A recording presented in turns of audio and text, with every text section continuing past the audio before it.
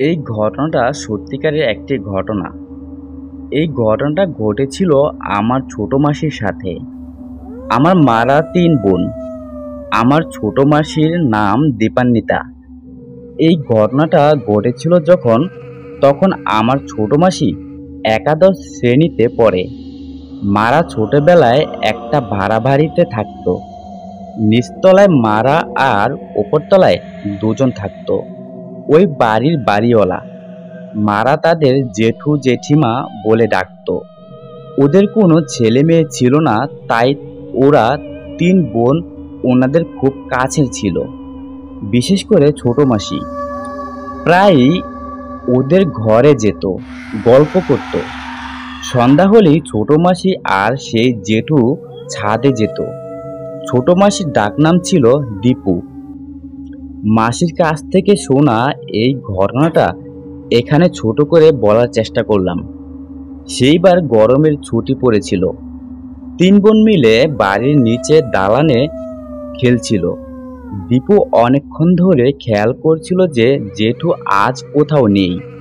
অন্যদিন তো এই সময় জেঠু আসে, তাহলে আজ এলো না কেন? মনে মনে ভাবল দীপু।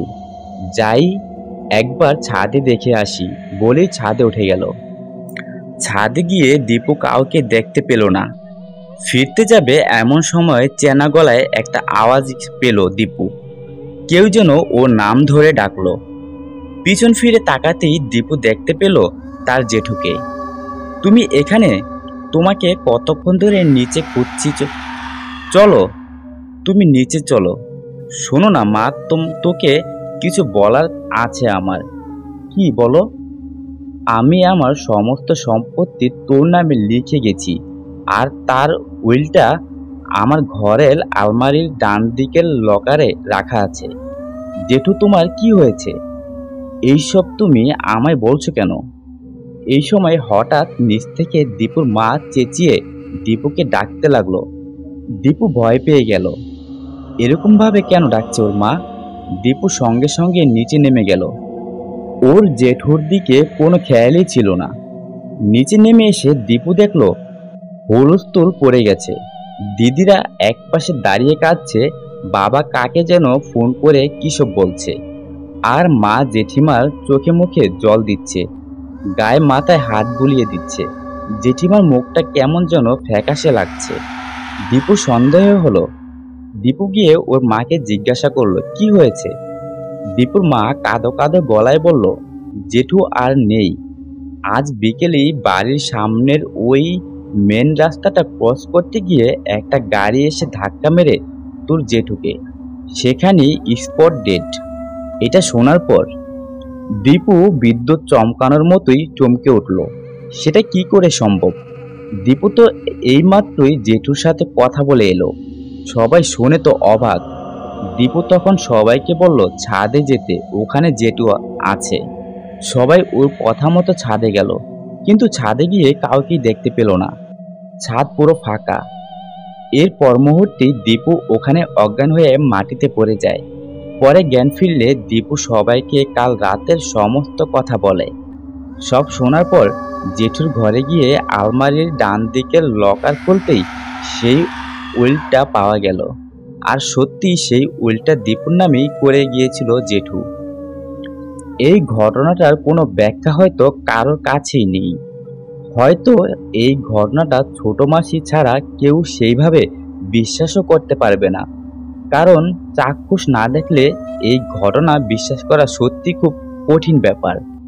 কিন্তু ছোট মাসি সেই রাতের ঘটনা, সেই রাতে জেঠুর মুখ ভুলতে পারেনি আজও। এর পরের ঘটনা, ঘটনা ২। সেইবার রোহিণীর পার্টি অ্যাটেন্ড করতে গিয়ে অনেকটাই লেট হয়ে গিয়েছিল। তিস্তা ওর বার্থডেতে একটা বিশাল বড় পার্টি অর্গানাইজ করেছিল। পার্টি যখন শেষ হলো তখন প্রায় রাত ১২টা। রোহিণী, এই আজ অনেকটা লেট হয়ে গেল রে, চল বাই। তিস্তা বলল, আজ না গেলেই নয়।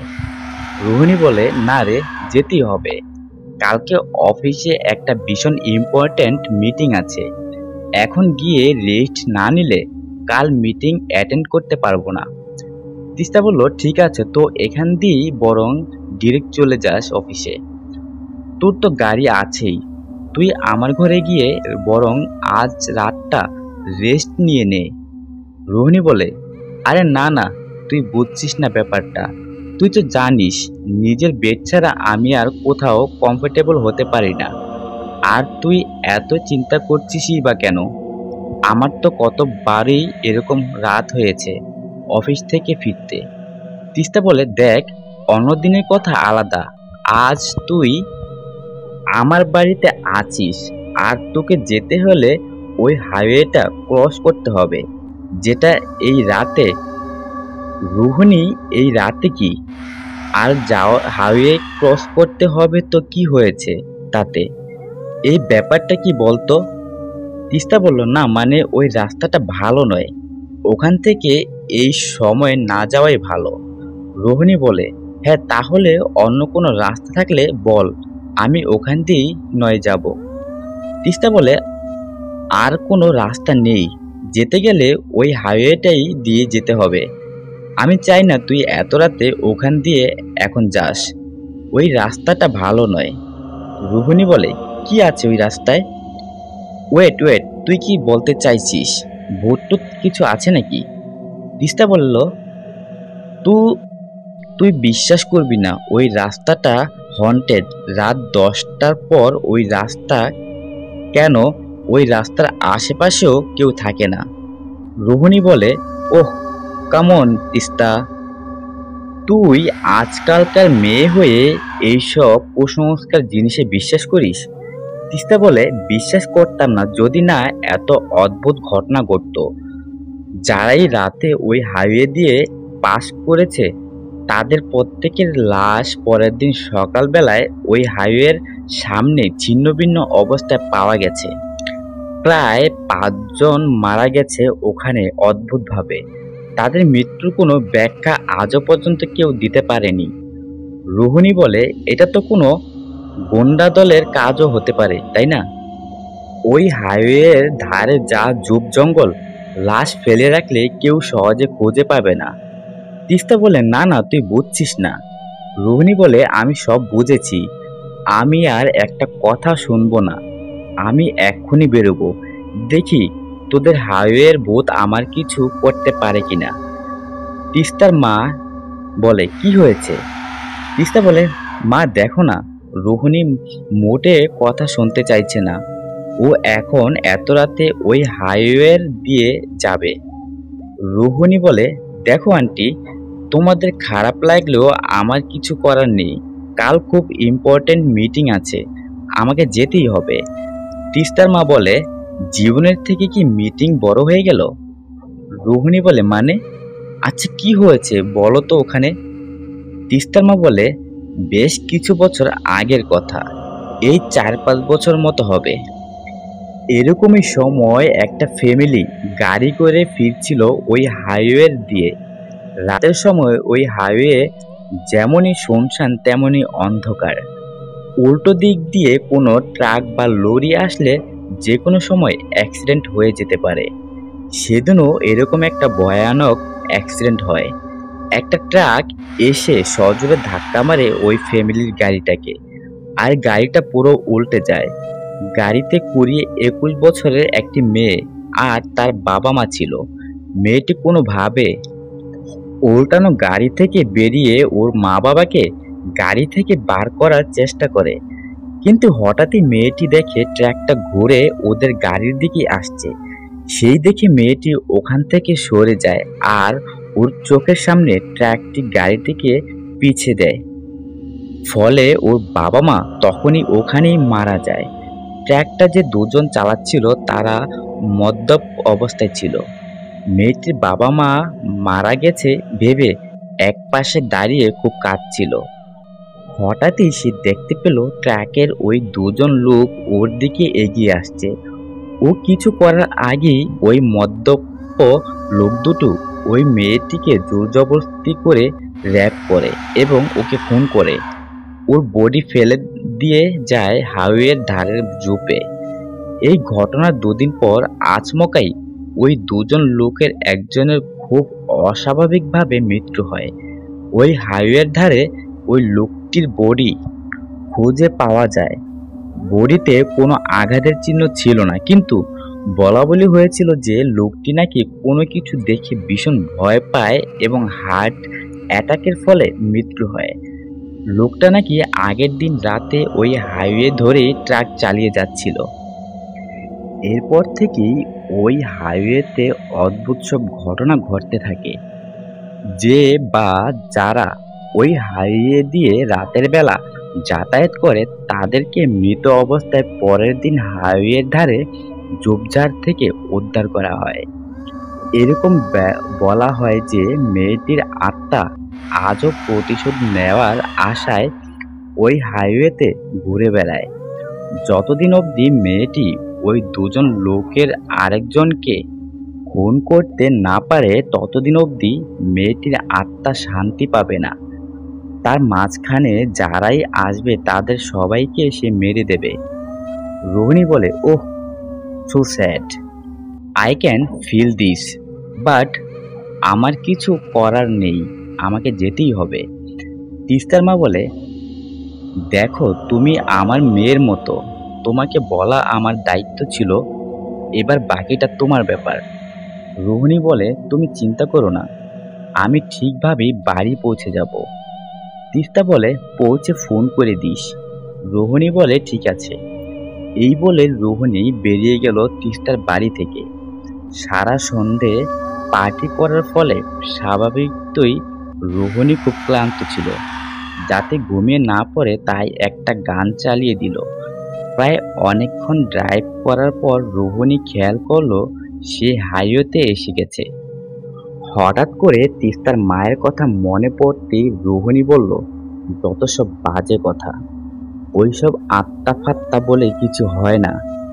কিছু পাজি লোক নিশ্চয়ই ওই মেয়েটার গল্প কাজে লাগিয়ে নিজেদের খারাপ কোনো কাজ করে যাচ্ছে। হাইওয়ের মাঝামাঝি এসে পৌঁছালো রোহিণীর গাড়ি। রাস্তাটা ফাঁকা ছিল বলে রোহিণী বেশ জোরে গাড়ি চালাচ্ছিল।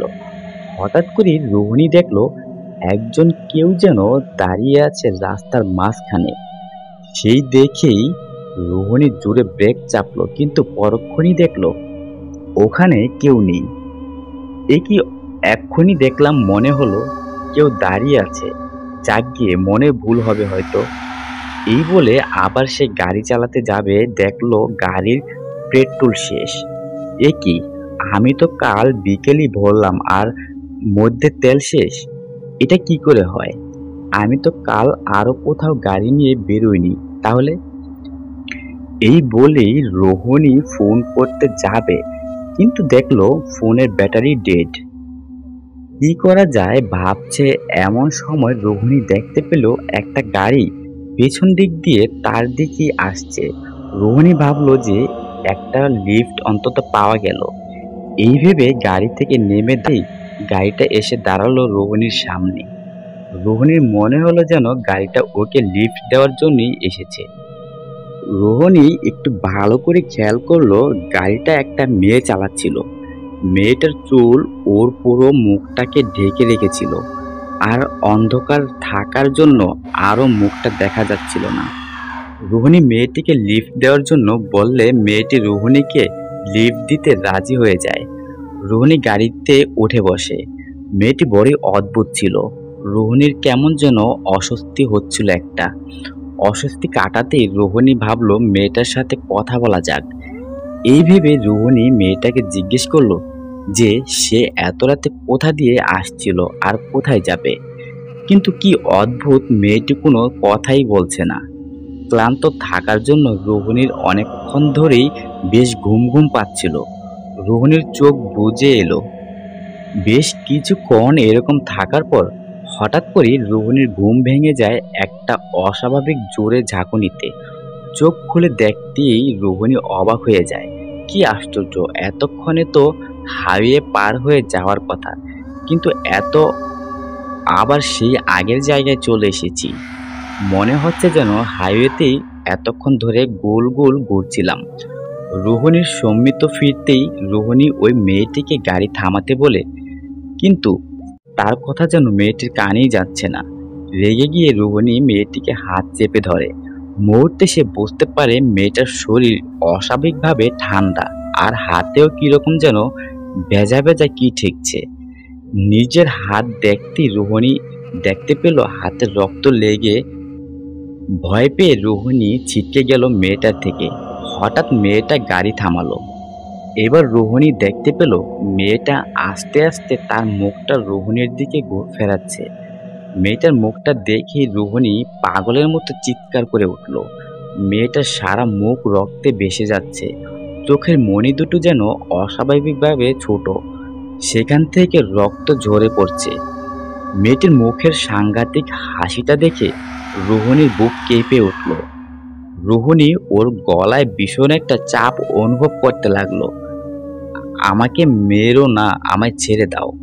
হঠাৎ রোহিণীর ঘুম ভেঙে গেল। দেখলো সে তার নিজের গাড়িতেই বসে।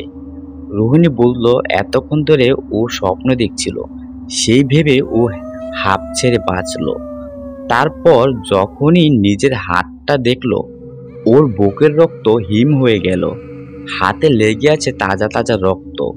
রোহিণী সামনের দিকে তাকাতেই দেখতে পেল ওই মেয়েটা ওর গাড়ির সামনে দাঁড়িয়ে আছে। অদ্ভুতভাবে হাসছে সে। আর ওর পেছনে আরো 5 জন ওরকম রক্তমাখা অবস্থায় ধীরে ধীরে ওর দিকে এগিয়ে আসছে। পরের দিন সকালবেলা হাইওয়ের ধারের ঝোপঝাড় থেকে ওখানকার লোকেরা রোহিণীর রক্তাক্ত দেহটাকে উদ্ধার করে তৎক্ষণাৎ হাসপাতালে নিয়ে ভর্তি করে দেওয়া হয়। এরপরে প্রায় 1 মাস চিকিৎসার পর সেবারের মতো রোহিণী বেঁচে যায়। এর বেশ কিছুদিন, প্রায় 3 মাস পর 4 থেকে 5টা ছেলের বয়েজ গ্যাং গাড়ি করে ওই হাইওয়ে ধরেই ফিরছিল। হঠাৎ মাঝ রাস্তায় ওদের গাড়ি থেমে যায়। গাড়ি কিছুতেই স্টার্ট দিচ্ছিল না। আচমকা ওরা দেখতে পেল একটা অদ্ভুত মেয়ে রক্তমাখা অবস্থায় ওদের গাড়ির সামনে দাঁড়িয়ে আছে।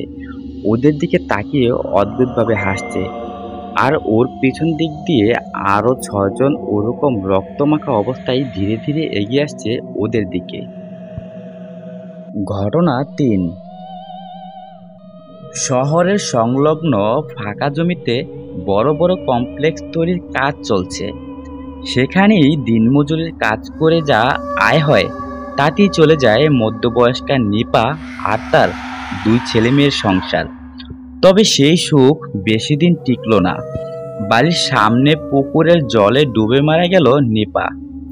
মৃত্যুটা অস্বাভাবিক, কিন্তু একজন সামান্য দিনমজুরি খাটা মানুষের মৃত্যুর কারণ খোঁজাটা পুলিশের নিতান্তই বেকার বলে মনে হলো। তারা এই মৃত্যুটা সুইসাইড বলে চালিয়ে নিজেরা কেটে পড়ল। আশেপাশের লোকেরাও আর এই নিয়ে বেশি মাথা ঘামালো না। যে যার নিজের কাজেই ব্যস্ত হয়ে পড়ল। এইদিকে সবচেয়ে বেশি আঘাত যাদের উপর নেমে এলো তারা হলো নিপার 2 সন্তান, রিমি আর ওর ছোট ভাই অনু। ওদের বাবাও ছিল, কিন্তু তার কাজ করা তো দূরে থাক, নিপার পরিশ্রম করা টাকা চুরি করে মদ গেলা দিয়ে শুরু করে জুয়া খেলাই সবই চলতো। এমনকি রিমি এটাও জানে যে তার মায়ের জলে ডুবে মৃত্যু হয়নি, তার মাকে জলে মেরে ফেলে দেওয়া হয়েছে। আর সেই কাজটা যে তার মহান বাবা করেছে তা তার অজানা নয়, কারণ সেই রাতে সে নিজে দেখেছে তার বাবাকে মায়ের উপর অত্যাচার করতে, তার মাকে নির্মমভাবে মারতে।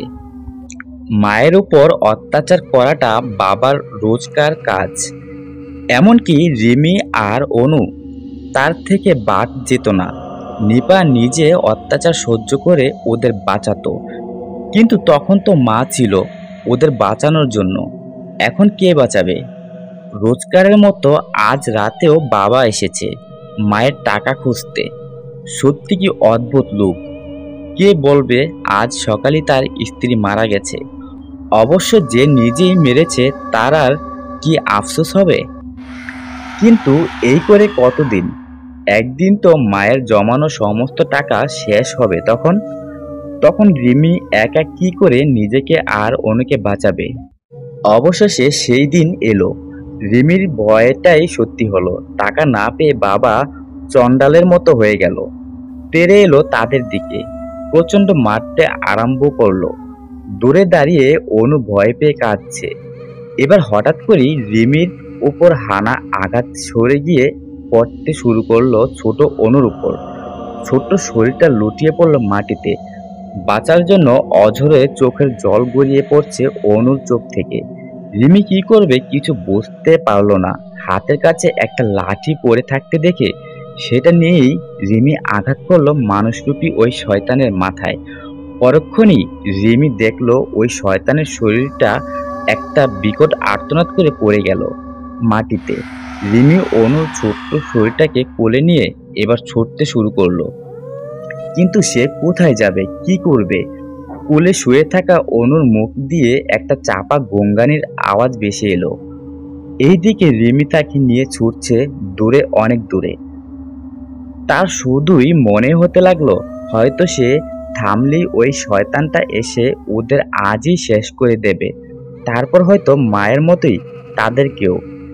আর রিমি ভাবতে পারল না, তার আগে হোঁচট খেয়ে সে লুটিয়ে পড়ল মাটিতে। রিমির চোখ ঝাপসা হয়ে আসতে লাগলো। পাশে পড়ে আছে অনু। শত চেষ্টা করেও সে পারল না অনুর কাছে যেতে। তার শরীর তীব্র ব্যথায় জর্জরিত। অজ্ঞান হবার আগের মুহূর্তে রিমির মুখ দিয়ে কাতর কণ্ঠে বেরিয়ে এলো মা। তারপরে রিমির চোখ বুজে গেল। পরদিন সকালে যখন রিমির চোখ খুলল, সে দেখলো তার চারপাশে অনেক লোকের জমায়েত, আর তার মাথার কাছেই অনু। এক মুহূর্তে রিমি নিজের সমস্ত শারীরিক যন্ত্রণা ভুলে উঠেই অনুকে জড়িয়ে ধরল। এই সময় একজন মহিলা এসে রিমির দিকে জিজ্ঞাসু চোখে তাকালো। রিমিও এতক্ষণে বুঝতে পারল যে এটা তার মায়ের কাজের জায়গা, আর এরা মায়ের সাথে যারা কাজ করত তারা। যে তার সামনে দাঁড়িয়ে আছে তাকে রিমি চেনে। কয়েকবার মায়ের সাথে তাকে রিমি দেখেছে। সে তাদের সাথে কি হয়েছে জিজ্ঞেস করাতে রিমি ভেঙে পড়ল কান্নায়। তারপর সব যখন বলল, সে শুনতে পেল তাদের কথা। ছি, কি অবস্থা দেখুন, মেয়েটাকে কেমন করে মেরেছে। কেউ বলছে নিজের বাবাও এরকম করতে পারে, আবার কেউ না এর বিহিত হওয়া দরকার। তারা সবাই রিমি আর অনুকে সাহায্য করতে চায় দেখে রিমি তাদের নিয়ে গেল বাড়িতে। রিমি ভেবেছিল সে গিয়ে তার বাবাকে ভালোভাবে শায়েস্তা করবে, যেটা সে কাল রাতে করতে পারেনি। আজ ওর সাথে এত লোক আছে, আজ ওর বাবা ঠিক জব্দ হবে। ভবিষ্যতে সে যেন রিমি আর অনুর উপর অত্যাচার করার সাহস না পায়। এই ভেবেই রিমি কাল রাতের ওই ঘরে প্রবেশ করলো। কিন্তু এ কি, তার বাবা কই? কাল রাতে তার বাবা যেখানে লুটিয়ে পড়েছিল সেখানে শুধুমাত্র কয়েক ফোঁটা রক্ত ছাড়া আর কিছুই নেই। কোথায় গেল লোকটা? পালিয়ে গেল? ঠিক এমন সময় বাইরে দিয়ে দুটো লোকের চিৎকারের আওয়াজ পাওয়া গেল। বাইরে আসতেই তারা বলল, সামনে ওই পুকুরটার মধ্যে কি যেন ভাসছে, মনে হয় কারোর বডি। শোনা মাত্রই সবাই পুকুরের দিকে ছুটে গেল। পরক্ষণেই রিমি বুঝলো যে সেটা আর কারোর নয়, তার বাবারই মৃতদেহ। কিন্তু কি করে তা সম্ভব? কারণ কাল রাতে তার বাবা মদ্যপ অবস্থায় ছিল না, থাকা সম্ভব নয়, কারণ তার কাছে একটা টাকাও ছিল না। উপরন্তু তার বাবা সাঁতার জানত। তাহলে কি করে? রিমি কিছু বুঝতে পারল না। পুলিশ এলো, তবে সব শোনার পর তারা বেশি ঘাটতে চাইল না। তাছাড়া রিমি আর অনু দুজনই নাবালক। রিমির 16 আর অনু 9 বছর। তাদের পক্ষে এই কাজ করাও সম্ভব নয়। তাই পুলিশও এই কেসটাকে সুইসাইড বলে চালিয়ে বডি নিয়ে চলে গেল। এর পরের দিন থেকে রিমি নিজে তার মায়ের জায়গায় কাজ করতে শুরু করলো, তার ভাইকে মানুষের মতো মানুষ করবার জন্য। 10 বছর পর কলেজ থেকে ছুটি পাওয়ায় 3 বন্ধু মিলে ঠিক করলো এবারে ঘুরতে না গিয়ে কারোর বাড়িতে নাইট স্পেন্ড করবে। আলোচনা করে ঠিক হলো অর্ণবের বাড়িতেই। সেই মতো আদিত্য আর বিশাল সকাল সকাল চলে এলো অর্ণবের বাড়িতে। সকালে ব্রেকফাস্ট থেকে শুরু করে লাঞ্চ, এমনকি ডিনার সব হবে অর্ণবের বাড়িতে। ব্রেকফাস্ট করার পর ওরা গল্প করতে শুরু করলো। বেশ খানিকক্ষণ গল্প করার পর বিশাল বলল, আমি একটু ওয়াশরুম থেকে আসছি বলে চলে গেল। এইদিকে আদিত্য আর অর্ণব গল্প করতে লাগলো। এর মধ্যে হঠাৎ করে আদিত্য খেয়াল করলো একটা বেডরুমের দরজা হট করে খুলে গেল। আদিত্য একটু ঘাবড়ে গেল। তা দেখে অর্ণব বলল, ও কিচ্ছু না, আমাদের বাড়ির বেড়ালটা মিনি। অর্ণব তা বলল ঠিকই, কিন্তু আদিত্য কোনো বেড়াল দেখতে পেল না। কিছুক্ষণ পর বিশাল ফিরে আসে, কিন্তু ওর মুখটা কেমন ফ্যাকাশে হয়েছিল। তাই দেখে আদিত্য বলল, তোর মুখের এই হাল কেন? মনে হচ্ছে যেন ভূত দেখিয়ে ফেলেছিস। শেষ কথাটা শুনতে বিশাল যেন একটু চমকে উঠল। তারপর বলল, না না, কি যে বলিস। ওরা আবার আগের মতোই নিজেদের মধ্যে গল্প করতে লাগলো। লাঞ্চ সেরে দুই বন্ধু অর্ণবের ঘরে গিয়ে বসলো। অর্ণব কি আনতে একটু বাইরে গিয়েছিল। ভাই আদি, সত্যি করে বলতো, তোর এখানে কিছু অদ্ভুত মনে হচ্ছে না? কিসের অদ্ভুত? আর কেনই বা লাগবে? কিসব বলছিস? আরে সকালে আমি যখন ওয়াশরুম থেকে বেরুলাম, দেখি রান্নাঘর থেকে একটা আওয়াজ ভেসে আসছে। কেউ যেন রান্নাঘরে রান্না করছিল। কিন্তু যখন আমি রান্নাঘরে গেলাম, দেখি কেউ নেই। সব আগের মতো চুপচাপ। ও, তুই ভুল শুনেছিস। না ভাই, আমি একদম শিওর আমি ঠিক শুনেছি। আর জানিস, যখন আমি ওই রান্নাঘরে গিয়েছিলাম, তখন ঘরটা যেন বরফের মতো ঠান্ডা ছিল। কি সব ভুলভাল বলছিস? এখন মে মাসের গরম, আর তুই বলছিস ওই ঘর বরফের মতো ঠান্ডা? তোর তো দেখছি না খেয়েই চলে গেছে। দূর, তুই বুঝছিস না, আমার বুঝে কাজও নেই। মনে রাখিস, আমরা কিন্তু এখানে এমনি এমনি আসিনি। আসল কথাটা অর্ণবকে বলতে হবে, না হলে ওই প্রমোটার ইন্দ্র আমাদের ছাড়বে না। কথাটা মাথায় রাখিস। কিন্তু? আর কোনো কিন্তু নয়, চুপ কর। ওই দেখ, অর্ণব এসে গেছে। রাতে মুভি দেখে ডিনার করে নিল তিনজনে। আদিত্য জিজ্ঞেস করলো, তোর দিদির তো আজ বিকেলই ফেরার কথা ছিল, এলো না তো? আরে কি কাজে আটকে গেছে, আসতে আসতে বুড় হয়ে যাবে। কথাবার্তা শেষ করে আদিত্য আর বিশালকে ওদের থাকার ঘর দেখিয়ে অর্ণব চলে গেল শুতে। ওর বরাবরই তাড়াতাড়ি শুয়ে পড়ার অভ্যাস, কিন্তু আদিত্য আর বিশাল জেগেই ছিল। কিরে, তুই যে বললি যে অর্ণবকে ডিনারের সময় সব বলবি? আরে ভেবেছিলাম তো, কিন্তু ঠিক বলে উঠতে পারছি না। হাজার হোক এত বছরের বন্ধুত্ব। কিন্তু তুই তো ওই ইন্দোর কাছ থেকে অলরেডি অ্যাডভান্স নিয়ে নিয়েছিস। কতবার করে বারণ করেছিলাম যে এখন নিস না, যদি আমরা কাজটা না করতে পারি। আরে বিশাল, তুই এত ভয় পাচ্ছিস কেন? কাল সকালেও তো টাইম আছে, কাল বলবো। আর যদি অর্ণব না মানলে কিছু করার নেই। ইন্দ্রদা যা বলেছে তাই করতে হবে। 20। এছাড়া উপায় নেই। 50,000 টাকা অ্যাডভান্স নিয়েছি, কাজ না করলে মেরে ফেলে দেবে। জানিসই কেমন লোক। অর্ণবের বাড়ি নিয়ে ইন্দ্রদা কি করতে চায় বলতো? আরে এই দিনটায় জমির ডিমান্ড অনেক বেশি। এখানে উঁচু উঁচু কমপ্লেক্স করলে সেখানে লাভ হবে, বই ক্ষতি হবে না। আর ইন্দ্রদা এই ধান্দাতেই আছে কি করে অর্ণবের থেকে এই জমিটা হাতানো যায়। নিজে অনেকবার চেষ্টা করেছে, কিন্তু কিছুতেই অর্ণব আর ওর দিদিকে ইন্দ্রদা রাজি করাতে পারেনি। আমাদের কথাও কি শুনবে বলে মনে হয়? লেটস সি কাল কি হয়। এখন শুয়ে পড়। এ কি, ওটা কি? আচমকাই ওদের ঘরের দরজাটা খুলে গেল। বাইরে নিকষ অন্ধকার ছাড়া আর কিছুই দেখা গেল না। দরজাটা খুলে গেল কেন? বাতাসে মনে হয়। দাঁড়া, আমি দিয়ে আসছি। ভাই আদি, আমি তোকে বলেছিলাম না এই বাড়িতে নিশ্চয়ই কিছু অদ্ভুত আছে? ভাই চল কেটে পড়ি, যদি ভূতটুত কিছু। এই তুই থাম, ফালতু বকিস না তো। আদিত্য গিয়ে দরজাটা দিয়ে দিল। তারপর এসে বিছানায় শুয়ে পড়ল। দেখ কিছু হলো? বোকার মতো ভয় পাচ্ছিস? নে এবার ঘুমা। ওরা ঘুমিয়ে পড়ল। তখন প্রায় মাঝরাত হবে। হঠাৎ করে বিশালের ঘুম ভেঙে গেল। তার মুখের উপর একটা ঠান্ডা নিঃশ্বাস পড়ছে। কেউ যেন ওর মুখের খুব কাছে নিঃশ্বাস নিচ্ছে। ভয়ে বিশালের গা ঘেমে ভিজে গেল। চোখ খুললে ও কি দেখতে পারে তো ভেবেই ওর গা শিউরে উঠল। তাও সাহস ভর করে ও ওর চোখ খুলল। আর চোখ খুলতেই যা দেখলো তাতে ওর হাড় হিম হয়ে গেল। একটা মুখ, ভীষণ ফ্যাকাশে রক্তশূন্য একটা ভয়ঙ্কর মুখ ওর চোখ খোলার সাথে সাথে সরে গেল। বিশালের গলার সুর বেরোচ্ছে না। পাশে শুয়ে থাকা আদিকে ডাকার মতো সাহস বা শক্তি কোনোটাই ওর মধ্যে নেই। বিছানায় শুয়ে কাঁপতে শুরু করলো সে। হঠাৎ করেই আদিত্যের ঘুম ভেঙে যায়। বিশালকে এই অবস্থায় দেখে ও অবাক হয়ে যায়।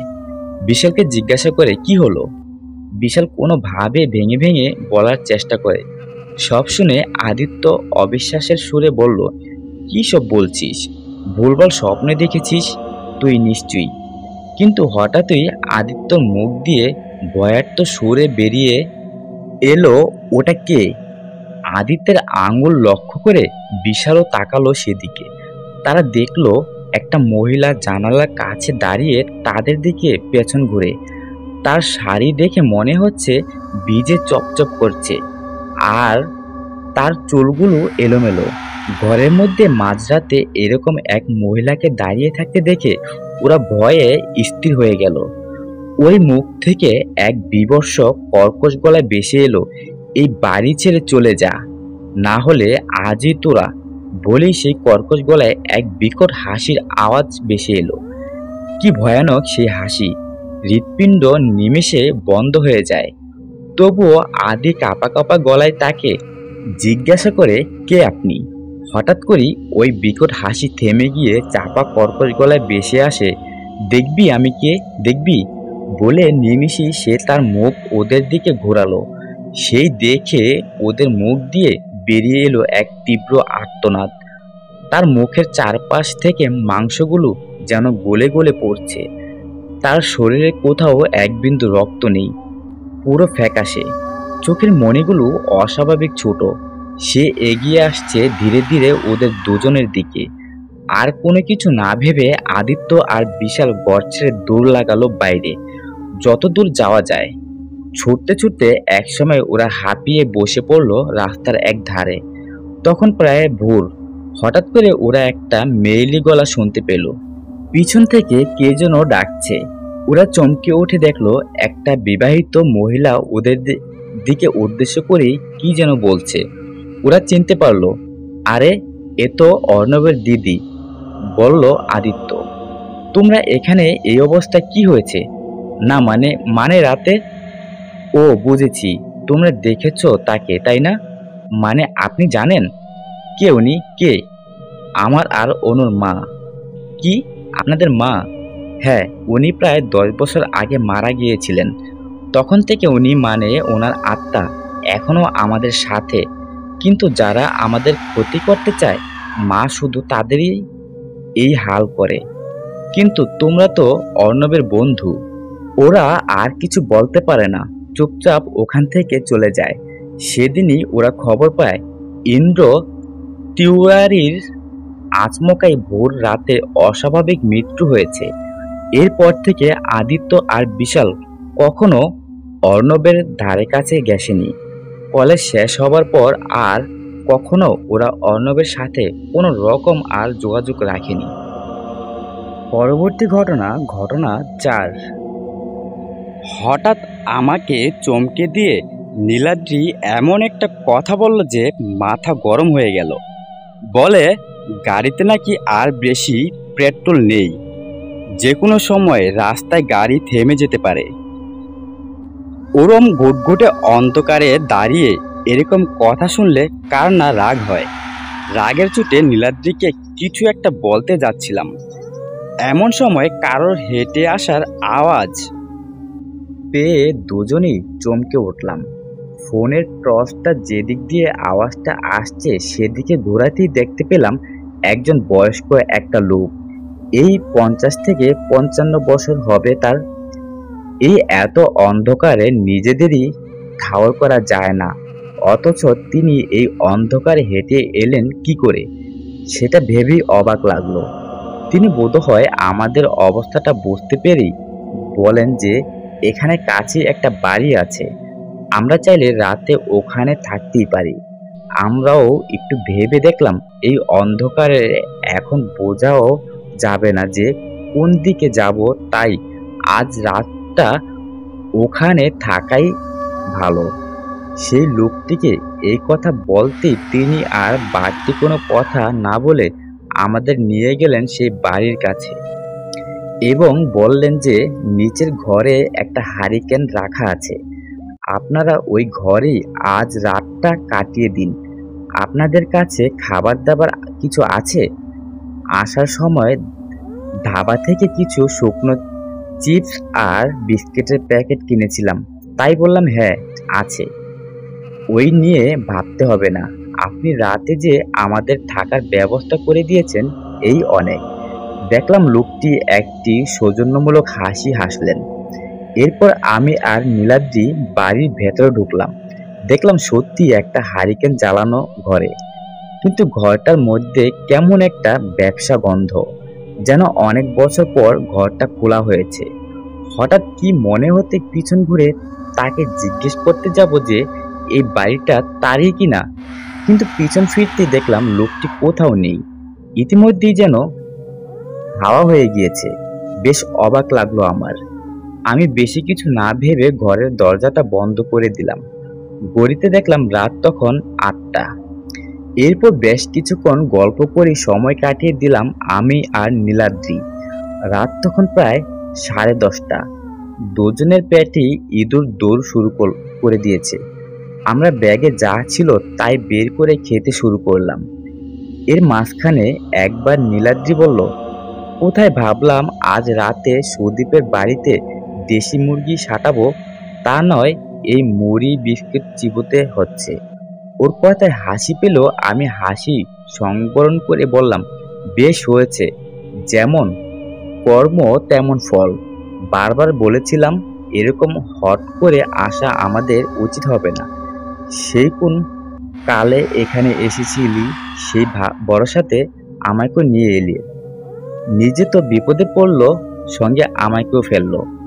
উল্টো বাই তো কটক যাই। নীলাদ্রি বলল, আমি কি থোড়াই বুঝেছিলাম যে 5 বছরে গ্রামের এমন পরিবর্তন ঘটে যাবে? 5 বছর সময়টা না কম নয়। আচ্ছা ঠিক আছে, সরি, খা তো তুই। খাওয়া যখন শেষ হলো তখন 11টা বাজে।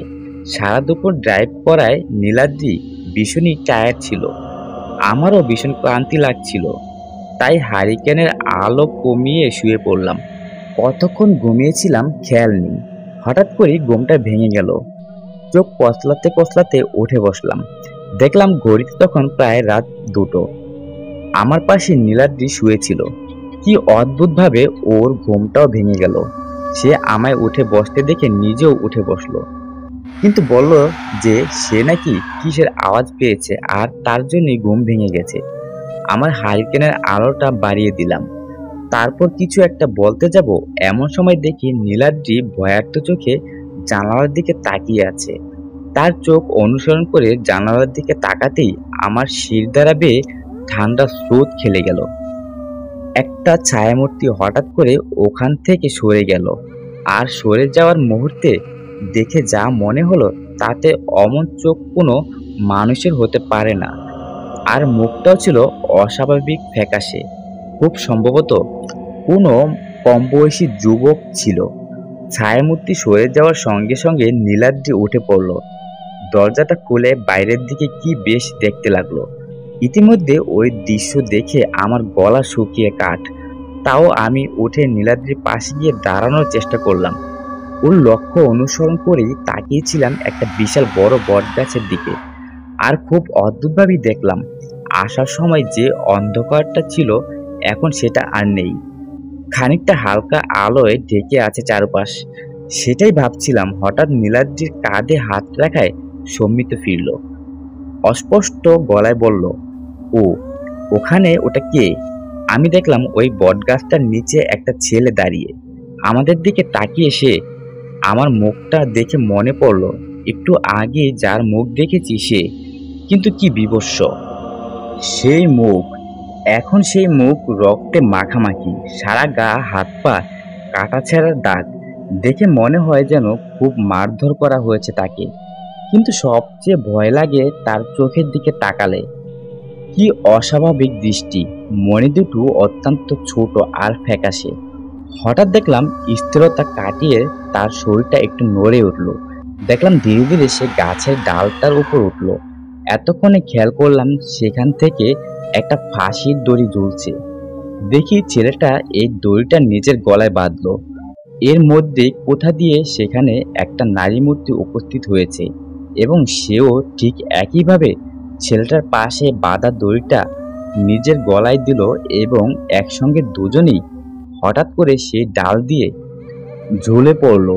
চোখের সামনে দেখলাম দুটো দেহ অসহ্য যন্ত্রণায় ছটফট করছে। সেই দেখে হঠাৎ নীলাদ্রি ওদের দিকে যেতে গেল। আমি ওকে বাধা দিয়ে বললাম, কোথায় যাচ্ছিস তা? তো কোথায়? সে বলল, আরে দেখছিস না দুজন ওই গাছের ওখানে আত্মহত্যা করছে, আমরা ওখানে দাঁড়িয়ে থাকবো? ওদের বাঁচাতে হবে, ওরা মানুষ নয়। আমি বলে উঠলাম, কি উল্টাপাল্টা বকছি বলতো? ওই তো ওরা, বলে গাছটার দিকে তাকালো নীলাদ্রি, আর সঙ্গে সঙ্গে দুপা পিছিয়ে এলো। কই গেল ওরা? এই তো ওখানে ছিল। ভাই, এক্ষুনি চল এখান দিয়ে, এখানে আর বেশিক্ষণ থাকা ঠিক হবে না। বলেই আমি নীলাদ্রির হাত ধরে টান মারলাম, কিন্তু নীলাদ্রি পুরো পাথরের মতো শক্ত হয়ে দাঁড়িয়ে রইল। কি হলো, চল বলে যেই ওর হাত ধরে সামনে ঘুরলাম, দেখি ওই দুজন যাদের একটু আগে গাছ থেকে জ্বলতে দেখেছি তারা ঠিক আমাদের সামনে দাঁড়িয়ে। আগের থেকে আরো বিভৎস ওরা। মাথা ডান দিকে হেলে পড়েছে, দেখে মনে হলো দড়ির চাপে ঘাড়টা ভেঙে গেছে। ওই অবস্থাতেই ওরা আমাদের দিকে এগোতে শুরু করলো। ভীষণ ভয়ে আমরা ওখান থেকে যত তাড়াতাড়ি হয় পালাতে লাগলাম। কিন্তু যেতে যেতে নীলাদ্রি অন্ধকারে পা হড়কে পড়ে যায়। আমি তাকে বাঁচাতে যাব, এমন সময় নিজের কাঁধের কাছে কেউ একটা ভীষণ শীতল একটা নিঃশ্বাস ফেললো মনে হলো। সঙ্গে সঙ্গে পিছন ফিরে তাকালাম, কিন্তু কেউ নেই। সামনে ফিরতে যাব ঠিক সেই সময় নিজের গলায় একটা ভীষণ চাপ অনুভব করলাম, এতটাই বেশি যে ধীরে ধীরে আমার দম বন্ধ হতে থাকলো। চোখের সামনে অন্ধকার হয়ে এলো। তারপর কি হয়েছে মনে নেই। চোখ খুললাম যখন, তখন দেখলাম আমি নীলাদ্রির কোলে শুয়ে। এই ওঠ, কিরে ওঠ! আমি উঠতে গেলাম, কিন্তু মনে হলো মাথায় যেন কেউ হাতুড়ির বাড়ি মারছে। কি হয়েছিল আমার জিজ্ঞেস করাতে নীলাদ্রি বলল, আরে আমার চোখ খুলতে আমি দেখি আমি নিচে পড়ে, আর পাশে তুইও অজ্ঞান হয়ে পড়েছিলিস। কিছুক্ষণ পর আমি একটু ধাতস্থ হবায় নীলাদ্রি বলল, চল, এই সামনেই একটা পাম্পিং স্টেশন আছে, গাড়িটাও তো নিয়ে আসতে হবে। নীলাদ্রির কথা শুনে উঠে দাঁড়ালাম। আস্তে আস্তে কাল রাতের কথা মনে পড়তে লাগলো। রাস্তা দিয়ে হেঁটে যাচ্ছি গাড়ির দিকে, এমন সময় রাস্তায় কয়েকজনকে দেখলাম দাঁড়িয়ে কথা বলছে, আর তার মধ্যে একজন আমাদের চেনা। সেও আমাদের দিকে খানিকক্ষণ তাকিয়ে থেকে আমাদের দিকে আরে কি রে বলে সম্বোধনসূচক বাক্য প্রেরণ করলো। আরে সুদীপ না? নীলাদ্রি বলে উঠল। তোরা এখানে? আমাদের আসার কারণ বলায় সুদীপ অবাক হয়ে গেল, আর আরো বেশি ঘাবড়ে গেল এই শুনে যে কাল রাতে আমাদের সাথে কি কি হয়েছে। কাল রাতটা তোরা খুব জোর বেঁচে গেছিস, সুদীপ বলল। এই গ্রামে কয়েক বছর আগে একটা ঘটনা ঘটেছিল। গ্রামেরই একটা মেয়ে আর একটা ছেলে ওই বটগাছের নিচে আত্মহত্যা করেছিল, কারণ মেয়েটির বাবা ওদের সম্পর্কটা মেনে নেয়নি। একদিন মেয়েটির বাবা তার লোকজনদের দিয়ে ছেলেটার বাড়ি থেকে ছেলেটাকে তুলে এনে ভীষণ মারধর করে। আর তারপরই ওরা দুজন মিলে সেই রাতেই আত্মহত্যা করে। মেয়ের শোকে কয়েকদিন বাদে শেষ পর্যন্ত লোকটিও নিজের মাথায় গুলি করে আত্মহত্যা করার সিদ্ধান্ত নেন। এই ঘটনার পর থেকেই রোজ রাতে ওদের তিনজনের আত্মা গ্রামে ঘুরে বেড়ায়। ধীরে ধীরে অতিষ্ঠ হয়ে সবাই একে একে ওই গ্রাম ছেড়ে দেয়। এখন বাড়িগুলো সব পুরো বাড়ি হয়ে পড়ে আছে। এই বলে কথা থামিয়ে সুদীপ আমাদের ওর বাড়িতে যেতে বলে। নীলাদ্রি কি বলবে বুঝতে পারছিল না। আমি বললাম, না রে, আর ওখানে থাকার একটুকু ইচ্ছা নেই, বরং গাড়িতে তেল ভরে যে যত তাড়াতাড়ি সম্ভব এখান থেকে বেরিয়ে যাওয়াটাই আমাদের জন্য ভালো। এই বলি আমি নীলাদ্রির দিকে তাকালাম। নীলাদ্রিও আমার দিকে তাকিয়ে একবার উপরে নিচে মাথা